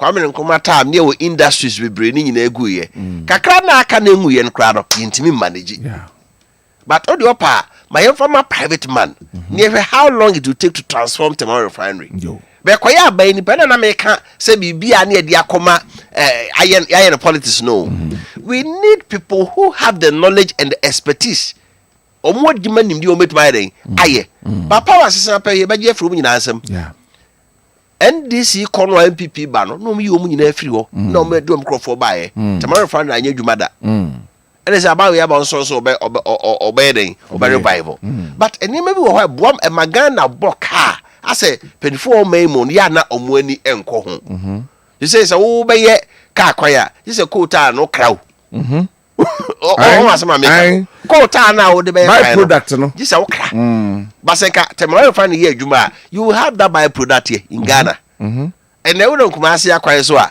the aye na tutuo no eno kura bufu kura chen de enye no ko fa kageti asisi akokore amna pa de da kageti a trotto ntasi bom pimpai anopa bia si obi wa nanka ko ta okọ oba rose obaka cho so company bi litimi ye asphalt ma enti tokro ne ye nketenkete a gise doso asa no matimi aye but there be am kase kota mutu a ese ka akra che kwan na ayi no ase o se kwan na yenye no de se ne kwan no te na ne gu ho no te unam so a wo ha ba se kotoko be da kota no a o ka de bom sei bai ka bo atwa so anu aka ho ai ontimi ko bi o ye te tomorrow fa no asem se ye be revival no MPP time ye te ya and this by say 1 year eko sala we are here na ye be opani bi am no se me hwenu maye de bia be hwenu maye hwenu ayi so hwenye so ye niam bi e hadwen se niam bi magana boka so e say almost buy na nkra crude oil in free on crowd petrol no free bi o e marketing companies na kra akokra omade omo kra ba no asese ne transportation dia to so dollar o de koye o de bibia to so no wie a o de ne margin ne paso aka ho e say omo pege dollar no always ahead of our market value say ne oko market na dollar 12 cedis a omo fa 12 cedis na ye adentia omo predict say 3 months time me san ko fa over na dollar no e den e ko see tie na sem de ko just imagine say ka de ye tu na ha no e de ma tomorrow for the refine na oil market company turn Ghana ha because our problem we be ya except enkafu anye bia transportation cost no de enkeso beti anye bia keso beti na fe dollar na ye de kokra no so ate ni enya buy products so e wa ha na ton so nyamfa so no mko si school dan e man kwala na da so ate school and trees bia e diga mo but ye bede nam ho sa dilidali ya se ade de cheap no ene ye de eye fofofo a wo ye ya mama contract mko si school dan mama contract mko ye we no ene obi ene je ho dey oye but de be ye pa da chi be be so ba magana man ne de eno de asa cheda ye dey bi ne mo de ani e kai so a process a we ya long term no e be ma ban ko mu kra be har no we need employment for our Ghana ha you create the number of rice percentage ye di wo Ghana ha enya sem kuma ese mo na tren kwala na ba ne de obi amu no di mo na tren mo so ase He say nkwala no de ono wa ma no mo a. But ye time you so go school no. Anya mo asem. Dabi. Anopa bia onya koko anai bia ewi apesie. Ghana party tipa no akamemu pa no. Ne ewi aduane ye den. E apesie. Edu anwumra. Ne awe fufu. So, when the day yankra. But ye de emo na be sen kola amene emo no na atro mo se ase. Do ye de emo no mbedie. We have the capacity to produce. Yeah.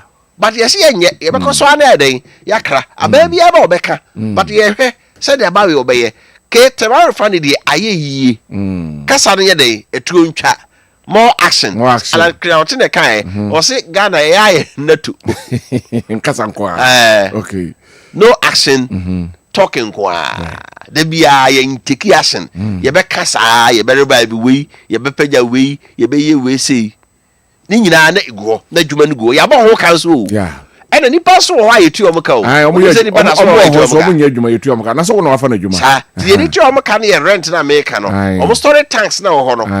Companies na kraba no wo ni ba bi o ko store no. And wa be rent temara fund for the no store no. Sa kakra na odutua no. And adi efidie na rase. I say efidie so ti crude no bi mfamu nyina no. Rase ti ayakoye se wo ka. So pakisi wo na cha. E da okutu no. Obesisa niema bebre wo ho. But se ka wo de nam na ekoba, you don't have to be doing that. Oil ne from exactly from insu exactly. From to rust the rust the warning nyina e be yi nyina de free ho. So na yet ho ne yehwe because enye ye dia because ya ban dia. Oh eh before nyina subai. Oda ko Nigeria Dangote need an attitudinal change. Yeah. Dangote besi oil fund kese ewo Nigeria. Ama say ono na price the crude no lesser. A China buy there. So buy there na Nigeria for so the same problem Nigeria for ko no to kra nye bi ni Ghana de yo. Omo de en de dose pa. Omo so ni refine omo refine. Don't so too crude ni nyina de ko no makra refine. Wa de e Dangote si ne de no. Ama so no refine Nigeria ntino. Ne de na ye form. I China buy there no kra de ba no. And that's what you should do. Now ocean individual na buy when nka whisker. Nya buy. Aban. So aban crowd people say I do sovereign guarantee it meje. Ya me hu yamabo. So me say me kopebo say bank for be hwe japade a me wo na scan mu odu a matimi dia ma me. But aban there you hear japade. Sovereign guarantee no enough for you to get that money to revive Tema oil refinery. Ya me hu yamabo. Wafa. Na me hu ade bi ewo kejetia Dubai runabout ho. Na mamenka ho asem ansa na me bia ahomatofo na mebie. Kedetia Dubai runabout no so pe na no hamrache ano papa be 5:36 ena me fa ho onse ewia de ofa ho no ma na traffic no wo ho dodo enti nipa dodo no but me fa ho no kwan na afri Dubai ho eba edum saa no ena me hu se bola container no ekwe die si fencing runabout no ho pe na ye biebie so na sebio Ghana if we want to move forward na ye pese ye man mu etie na bibia etimi ekonanim edi eman ya sanye bi ewo honom sana yenhu kwan a ye betimi edi afaso se ye pese ye de bola esi bia bi na ye di ekromuni na ye sabola no na be fencing runabout ni so ho na bola mihu be container sakese ne be ye 12 ena na esi baby faako ya baby e pesa yetie no wo be sabola no ekwa akogumu eye ma na sanspele ade egu honum ni nyina enti baby e pesa yete ekura kane ne efre ho garden city. That was the state mihu ye sempanyfo tie ya sremo eho de obroni beka se aiso se benya baby na kokom baby kura ne de be sha ka beboa sense e bejai esi runabout ne so ho no ma sabio ka ho asem monhwe na muntu hu anamaw.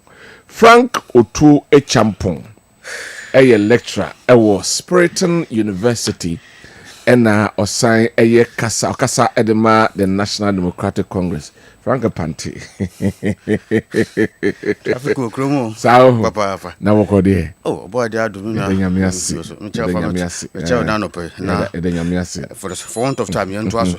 Ncha na ye. Yeah. David diet chow won so see. Then when yako. Sure. This What one about bro. Yaka? So that we are on better radio so. Na mo chia o na we na o ti mo o de.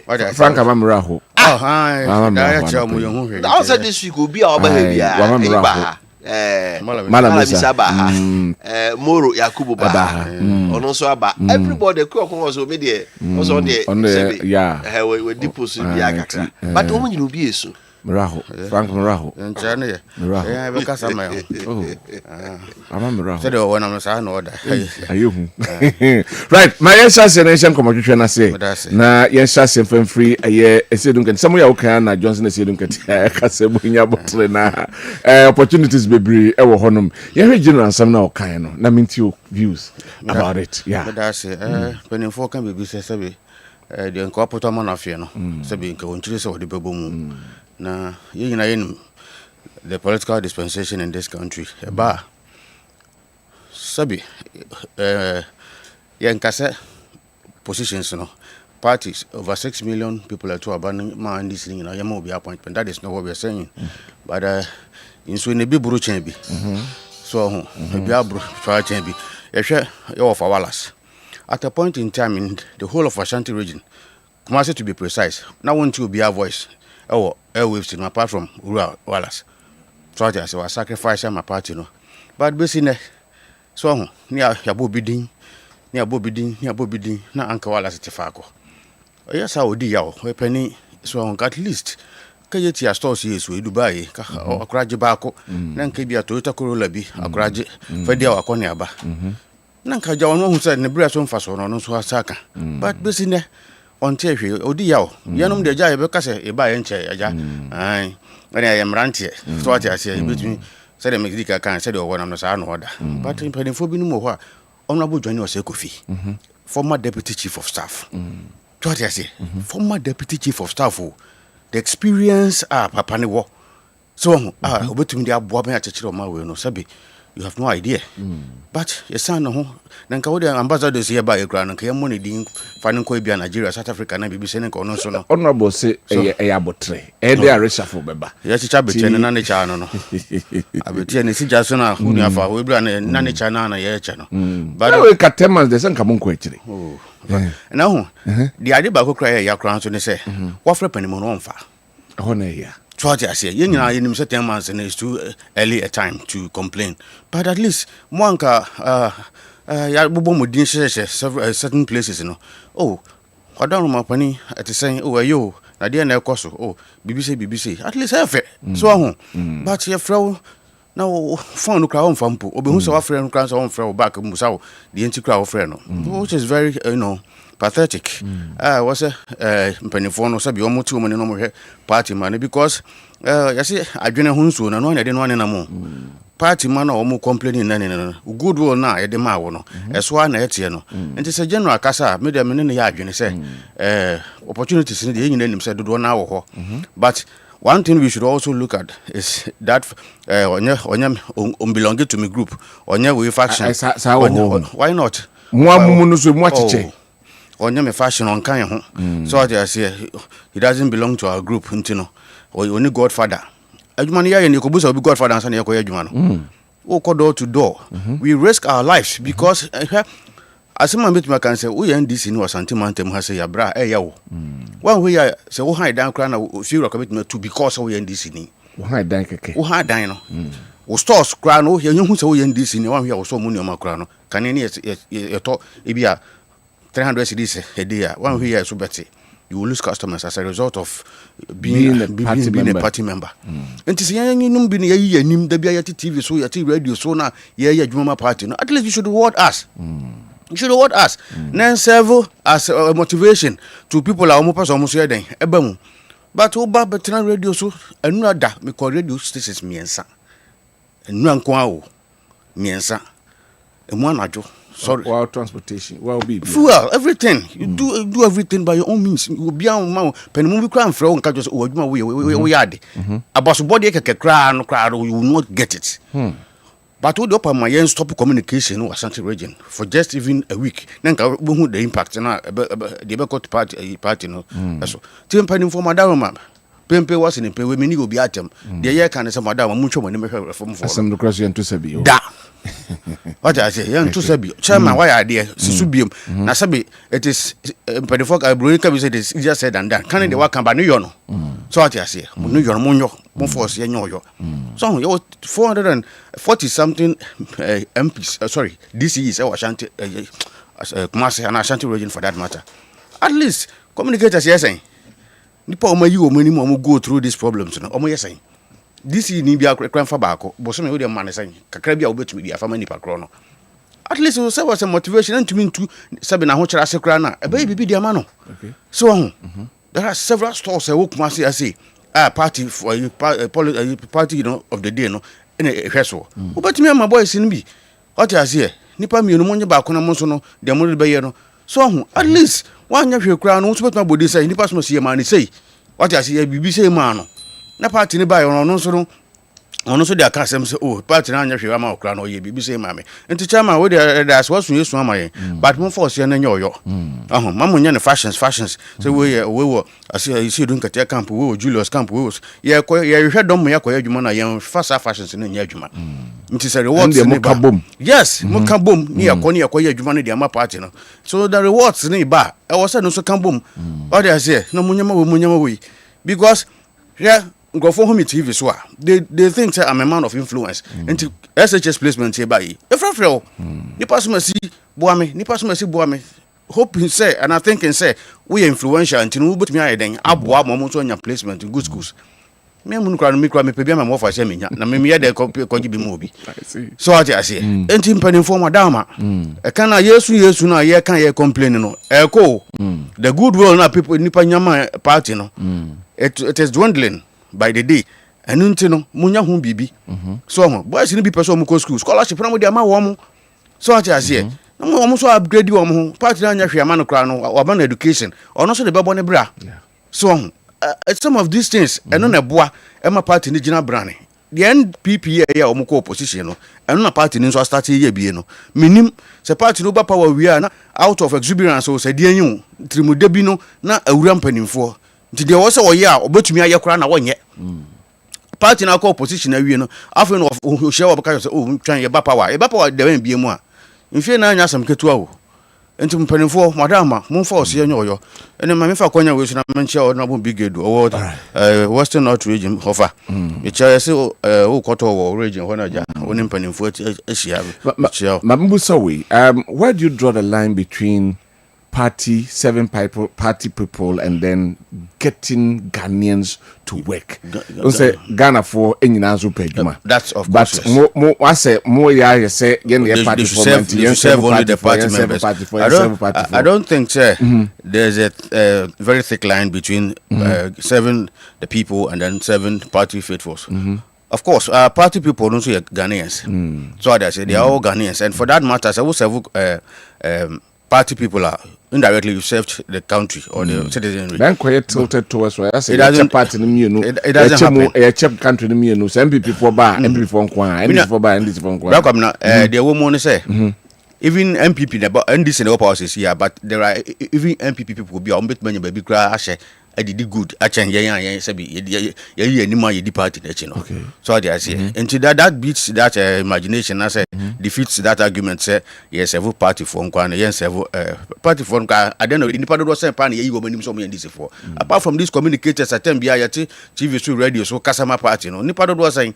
So though we have certain communities be omo dey attack them say oh had a stronghold but in that still like you will find among them no you will find the other opposition parties within them but the year can say so unu aduane wo fie na wo woma na sabo o mane na mfofo oba fie ho a aduane no wo cha sa otumi cha die pa o chene ye wo change si obu ye be thank you so o change si uba da so I say me manu aduane a me ba akofa na damfo aba no se meti abomu kura no a meja kakra bi wa kire se oni na dafo di wi a oba obedi ye no na soso na wa me yiye so se me chentema omu mi onu so a na se me echemu a mema me ba ne de na ayeden adoso a chen na dafo di ni ode ba ye no this is to the NDC in penny for Madama.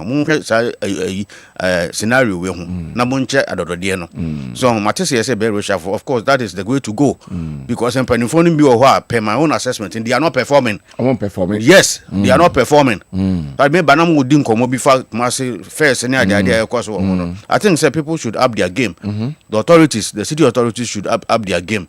Now I'm on fire down to the Danam penny for Timon Honto.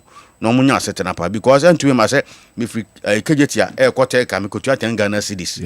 It shouldn't happen. I'm a corner about 10 cities. It shouldn't happen. Of course, there were buses, mini buses. The last time I met Metro Masaban, so Accra almost 500 buses, mini buses. What stops the government? Say, Obo procure mini buses. So they say, you give the total people the competition. Give them competition, step one. And route are very busy to say tech. Friend said Tafo Swami ma will be 10 mini buses employ ho especially rush hours no apply ho so no just 4 cities that we trot now budget 10 cities over to you Joe Lati. So I say to me when you can't stand the heat you get out of the kitchen. So about should be able to do that. And that is, it shouldn't come for free. It will serve as a source of employment to some people. Drivers for mbe use cars and more jobs. Mate for mbe conducting or so more majumayo. So and no babwa. I don't know about pa because Mrebia obeshebia no so manya competition na obebu mra so. And ya no police for gina ho. E dey no some ya no obeka.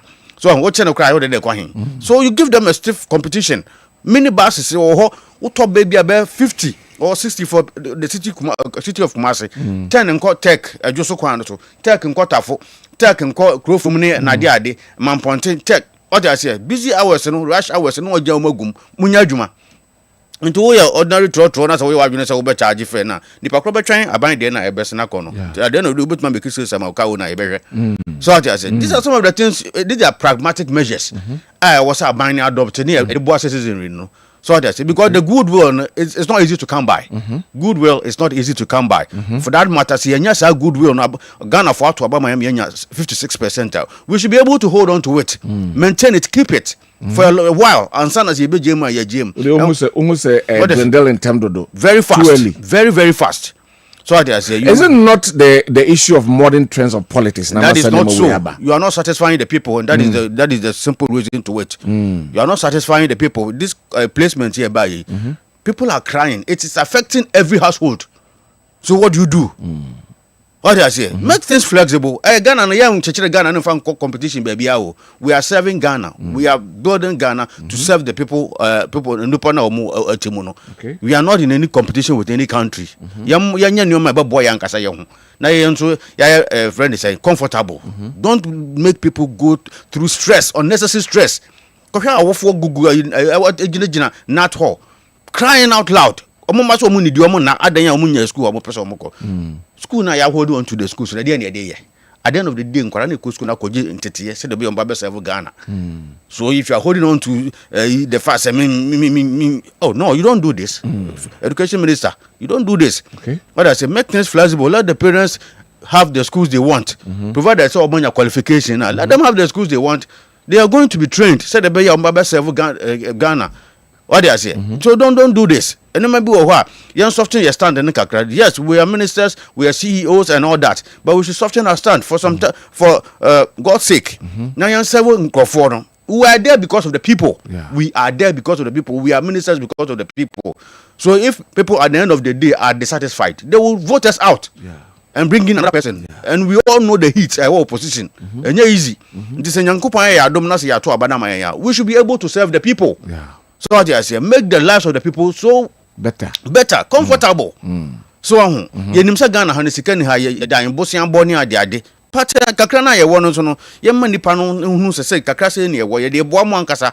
So schools here must say ebi mu category A schools no. What stops the government to uplift the grade B schools to grade A schools? That's obey. What I say, I know it's not only the effort of the government, but then the schools no so no dia na mo so mo ye de abo aban say de be ya mo so no ye be page am. These are all things we should consider. So yes sir, from time to time there be this friend is stress and pressure no about society no so. But by a month ago as a placement he buy was a heat work room. Heat work room, papa. Heat work room. So Nti yama nema mu na nema mu anyafo ema citizenry no. So ho woman nema mu yafo no e comfortable obi wan pipi kura na obekwa say aban ba e de no mu ayedan akofom he will join NDC. So but you don't hold on to power and try to punish people because you have power. No, we don't do that. Yeah. In this democratic dispensation, this is no monarchy where nipa no want to mean to into the open sabi this is democracy. Kabi mamin kabi. Time is power is transient in democracy. Until unyas power no na we so you hold on to it. You will use the power to intimidate people, to suppress people. At the end of the day, when your tenure is due, they will vote you out. Yeah. And you go and meet the pressure out there. And no easy. Right. What I say, Mr.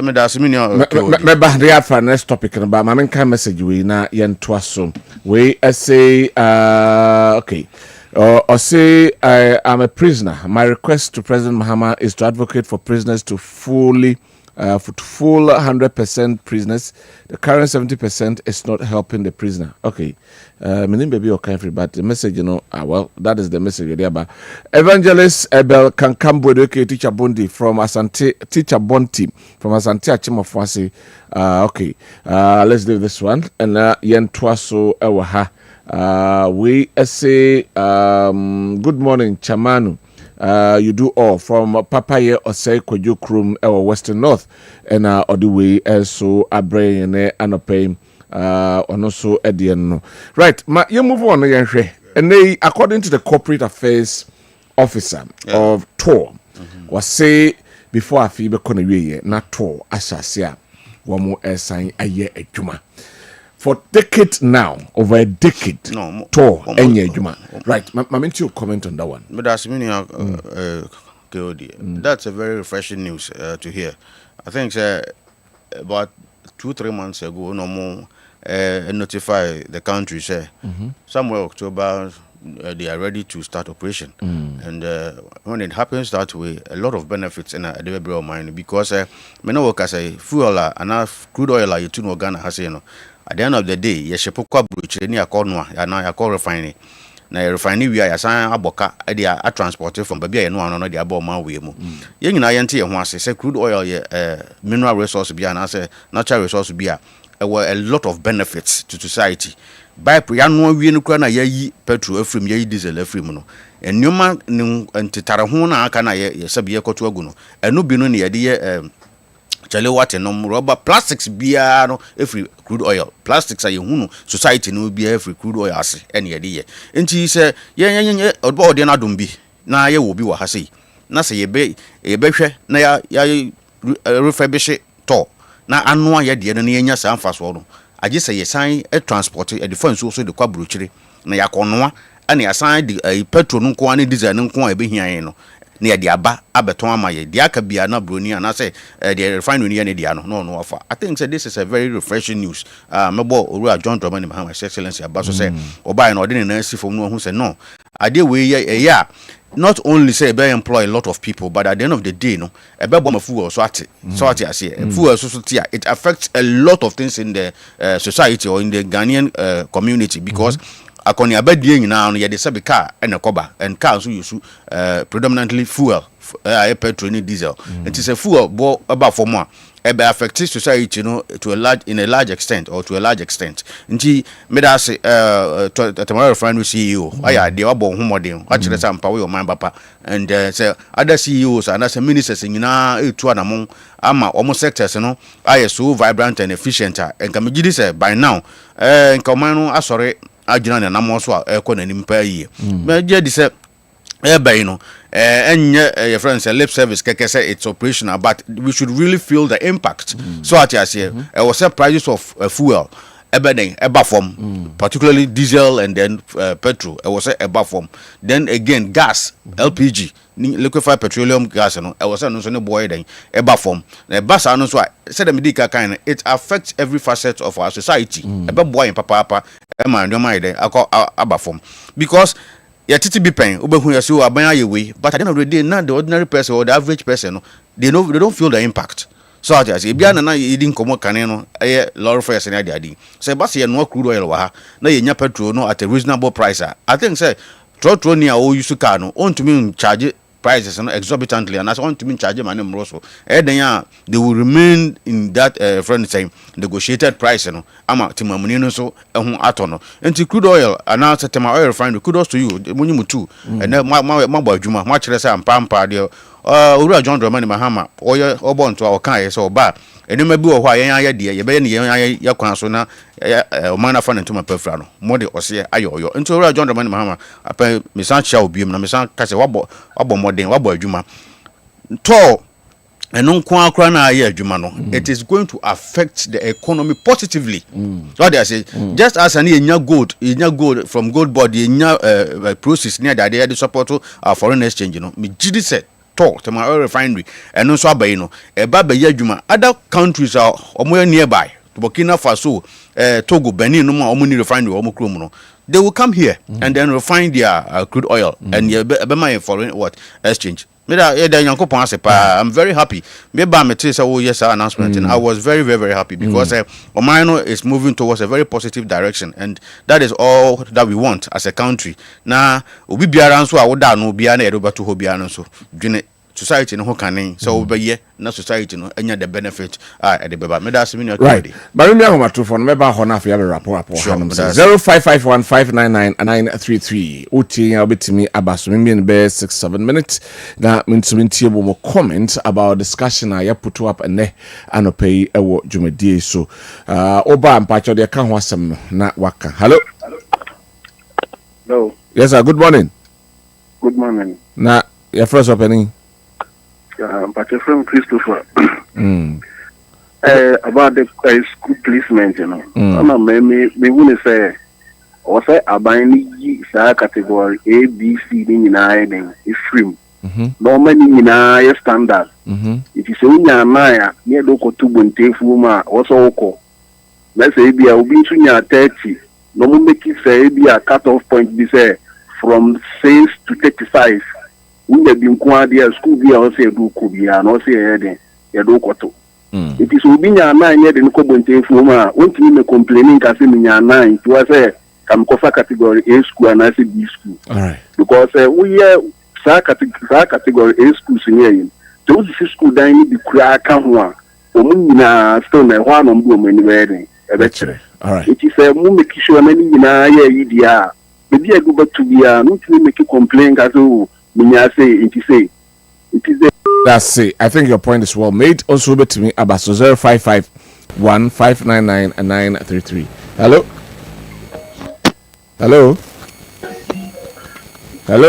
Good morning, Good morning, sir. But your friend was you as Antonio Cotro. You, Mammy, to opening. There was a panel of Pamoye. The case carried you couldn't have me free the 12 cities. Not all 50 cities last year. But to the bath man 12 cities. After don't catch yourself into the side of 15 cities. 15 cities in the Kranka. Would come and watch a text in the first 6. And then don't let me come any move to the actually 4 until the past 7 the test in the far. It will be done 9 years with just buying the forces. I don't really need a kind of identity and Yamina. Well, we don't apply. Insurance supply will be. Can't never the person. The double crew had my black quantity detail. Yes, and the photo and others. A Birmingham photo. Doing to about the market and connect with me a bond to us. I do some about Bemua.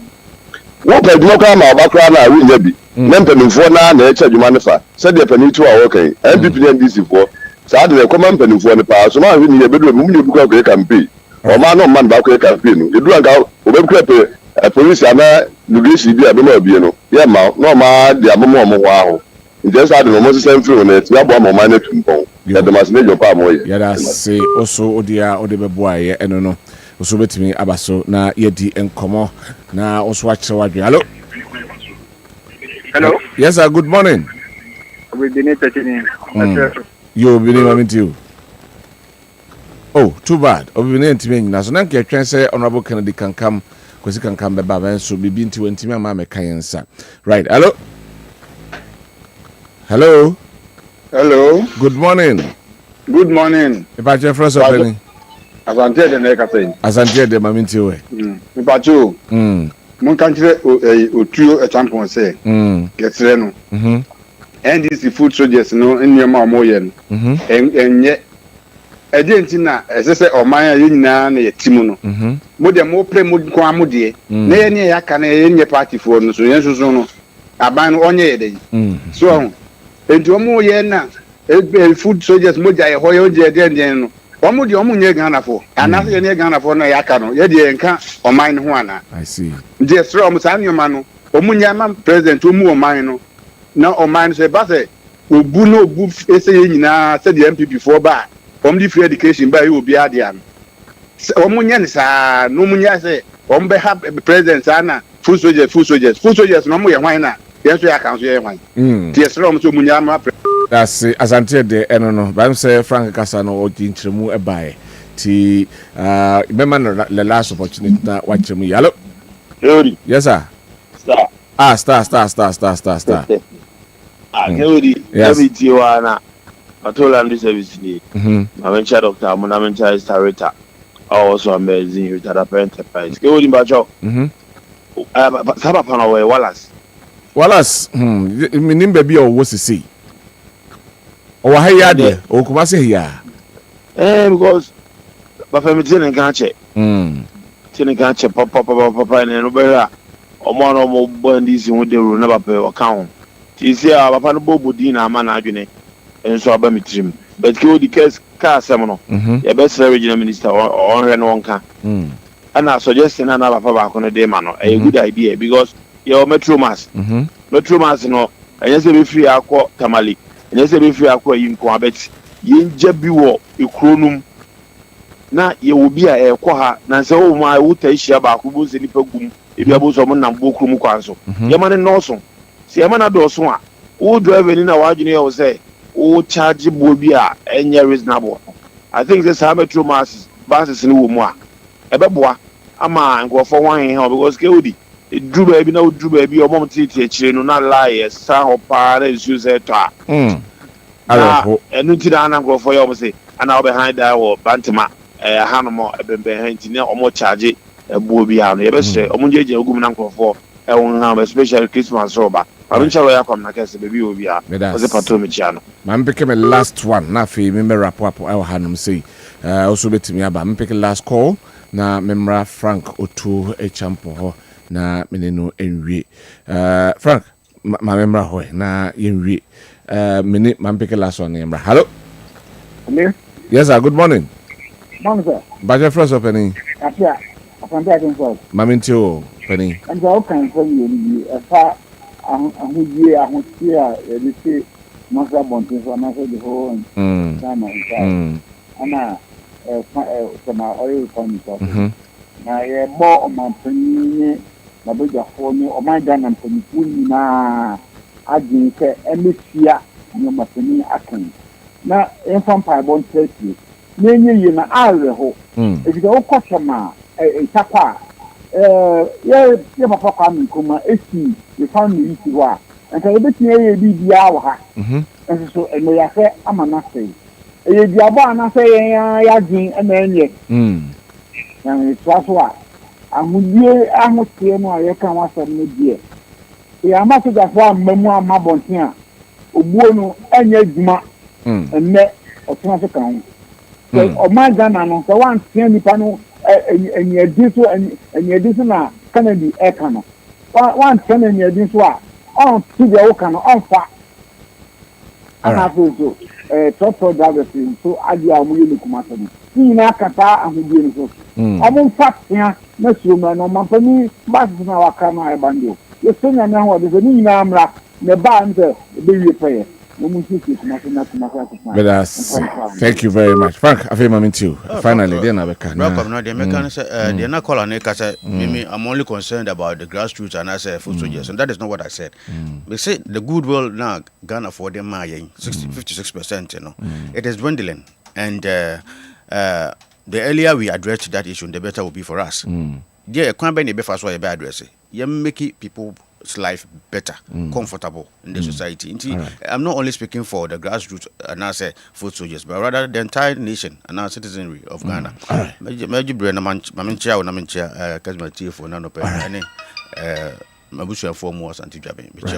Thank you very much, Frank Otu, a champion, a lecturer or Spiriton University. assign a communicator the National Democratic Congress. No, you say Honorable Kennedy Kwesi Kankam eba be cancer ba binti wentimi amma be cancer. Edi jumadi no ebesi mame fa birthday si and twaso na afei yen sorry. Happy birthday, glorious birthday, Enko Enfama Ellen Dankwa, a student of Catholic University of Ghana, Sunyane Fiapre.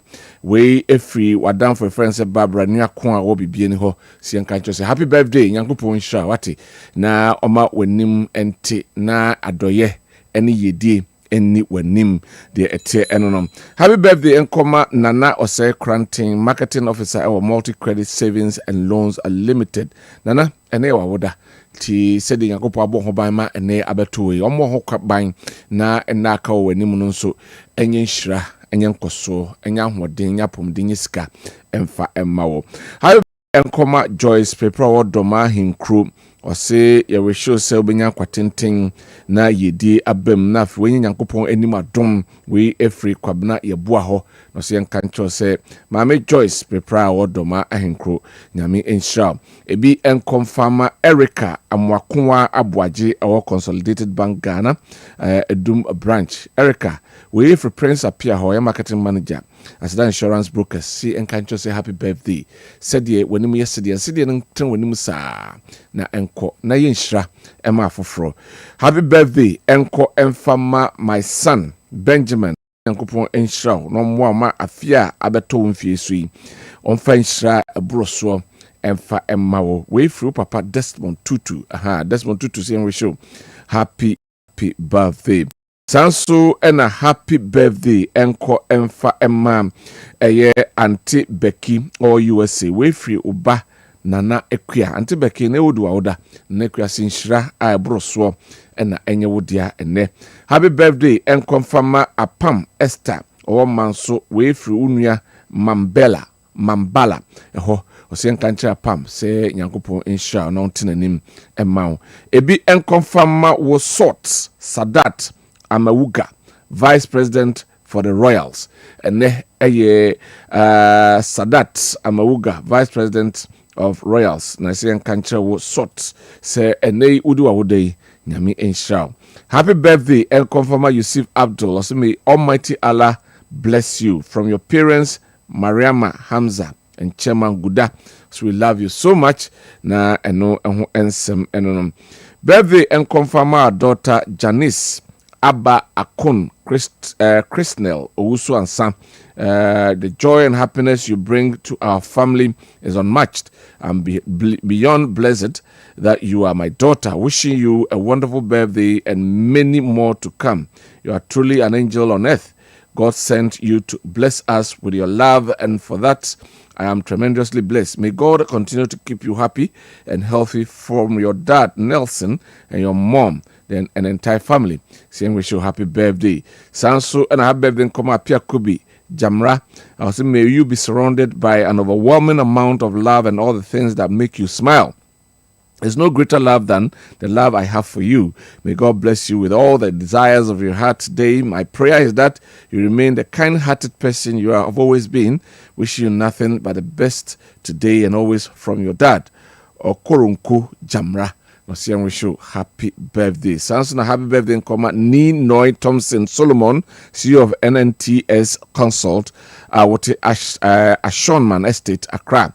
Or say a wish for you on your birthday. Whatever you ask, may you receive. Whatever you seek, may you find. Whatever you wish, may it be fulfilled on your birthday, and always may you be gifted with life's biggest joy and never-ending bliss. After all, you yourself, you are a gift to earth, so you deserve the bets from Paul, darling Paul. I'll see and wish you happy birthday. And for you, and senior sorry, my Sir Jolakan, the sports crew, and for the Thursday's edition of Midfield Action. And from Rain, Yami, and then you may offer Kofi Apia, Ebeshia, more na or the punch to Medino Abremo Kessben television, so and the Kessben so. Yakram made it Kwabena Sudan, got to offer Kofi Apianka, Malamea, Nesha Jumedia, ne Anope, the Brum, together with a technical team, one more and a boy Chidoma at the Brum. Yami had more China, Anopa. Ebe sign the match the Friday's edition, dear no, at the Abremo. Yakram.